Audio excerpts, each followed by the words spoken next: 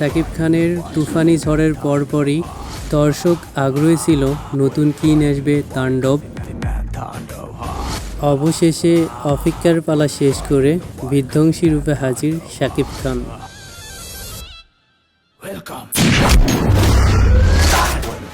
বাংলা সিনেমায় তাণ্ডব শুরু হয়ে যাবে এমনই বার্তা দিল তাণ্ডবের ট্রেলার।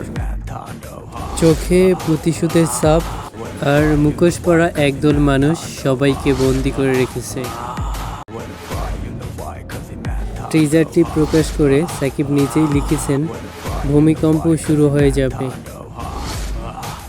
প্রত্যাশা করা যায় এর ঈদে বড়সড় ধামাকা নিয়ে আসতেছে তাণ্ডব। Wouldn't fly, you know why, 'cause he mad Tondo.